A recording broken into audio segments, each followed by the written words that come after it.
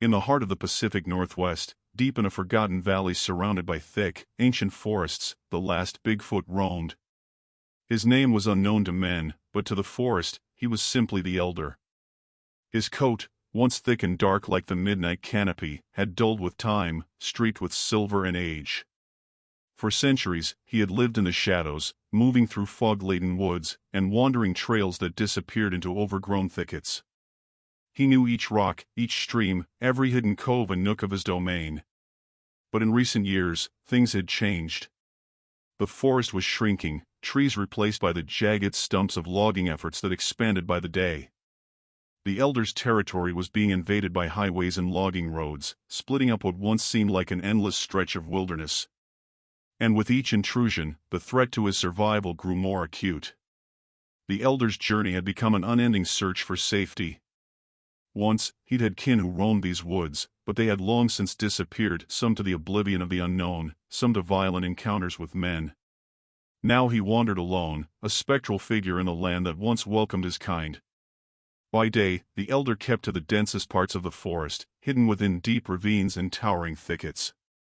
At night, he foraged, collecting roots, berries, and sometimes even small game he could catch.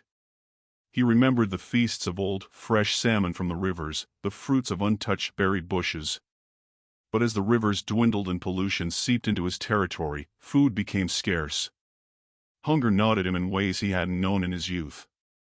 One night, beneath the cold, clear sky of early autumn, he made his way through the forest with soft but deliberate steps.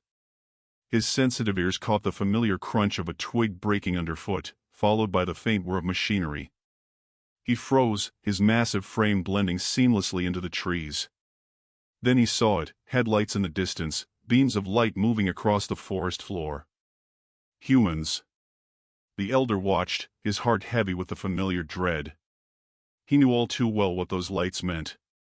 They were a signal of things to come, more men, more noise, and less space.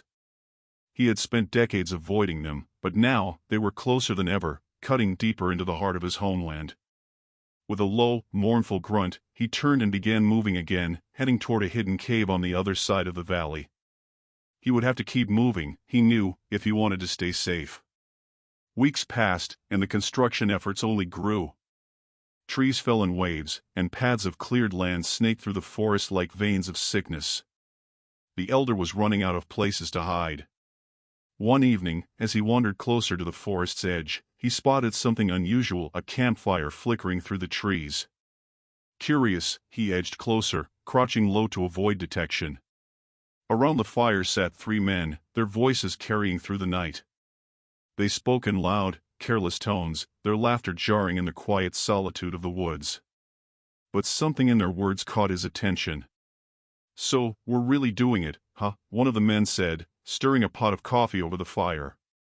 The others nodded. "Yeah, the boss wants us to clear out this section by month's end. More land for the new site. We'll be right up against the mountain ridge soon enough. They say it's all untouched. Old-growth forest, you know?" He grinned. Perfect for cutting down.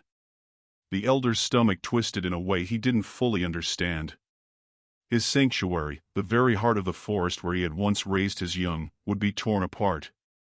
His thick, leathery hands clenched into fists, and he felt a surge of anger not only for himself, but for the trees, the rivers, and the creatures who called this place home. It was a rage he'd buried deep within himself for years, and now it simmered, too close to the surface. For the first time, the Elder was seized by a new kind of desperation. This was no longer just a matter of survival. It was a matter of defending what little remained of his world. The Elder's patience waned as he watched the men's camp. He knew they would return soon, bringing more machines, more noise, and more destruction. He had no choice. Driven by an instinct as old as the mountains themselves, he ventured closer to the edge of the clearing where the men sat, his massive frame hidden by the shadows. With a deep, rumbling growl, he stepped forward. The men froze, their laughter dying on their lips. One of them, the youngest, squinted into the darkness, his face pale. Did you hear that?" The Elder waited, still hidden. But his scent, a wild, earthy musk mixed with pine and soil, drifted through the air. One of the men, taller and older than the others, looked in his direction, his eyes narrowing.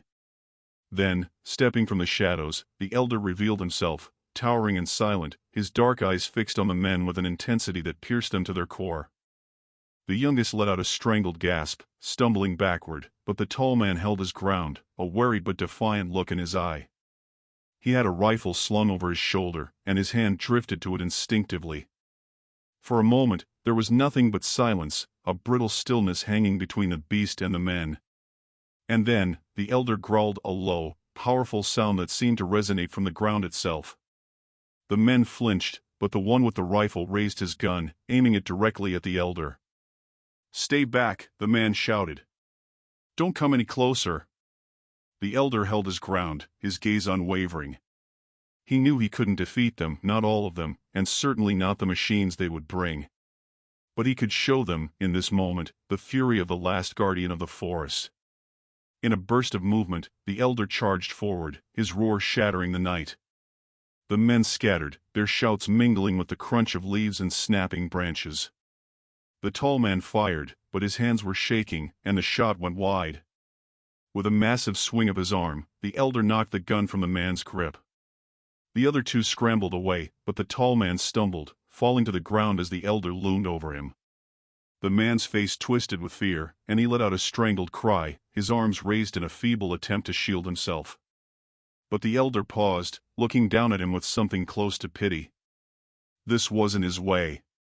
He wasn't a creature of violence. But he had been pushed to the brink, forced into a corner by those who refused to see him as anything more than a myth. The elder let out a final, guttural growl, then turned and vanished into the forest, leaving the men behind, shaken and speechless. In the days that followed, the elder found himself pursued more aggressively than ever before. The men had reported the encounter, and now hunters, scientists, and thrill-seekers combed the forest in search of him. Helicopters thundered overhead, and cameras flashed through the trees. His sanctuary had become a prison, every escape route blocked by the relentless march of human curiosity. Weak from hunger and exhausted from the constant flight, the elder knew he could no longer evade them. They would keep coming, encroaching further and further into the forest until there was nothing left. One cold, misty morning, he found himself standing at the edge of a high cliff, the vast expanse of the forest stretching out below him. He was alone, truly alone. His kind was gone, his home was vanishing, and he was the last remnant of a world that had no place in the new order.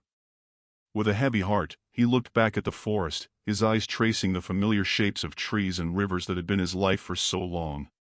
He knew that he couldn't stop the tide that was sweeping through his world. The humans would never stop, never understand. But perhaps, in some small way, he could make them remember. With a final, mournful howl that echoed through the valley, the elder turned and disappeared into the forest one last time. In the weeks that followed, the forest remained silent. The men who had encountered the elder never returned, and the construction plans were quietly abandoned. Rumors of a strange, otherworldly creature began to circulate, tales of a massive, spectral figure that roamed the forest like a guardian of a world long gone. For generations, the legend of the elder lived on, a reminder of the last great creature of the wild and the land he had once protected. And though the forest changed, though roads and towns and technology encroached upon its borders, there were places, deep and hidden, that remained untouched, a final tribute to the spirit of the elder, the last of his kind.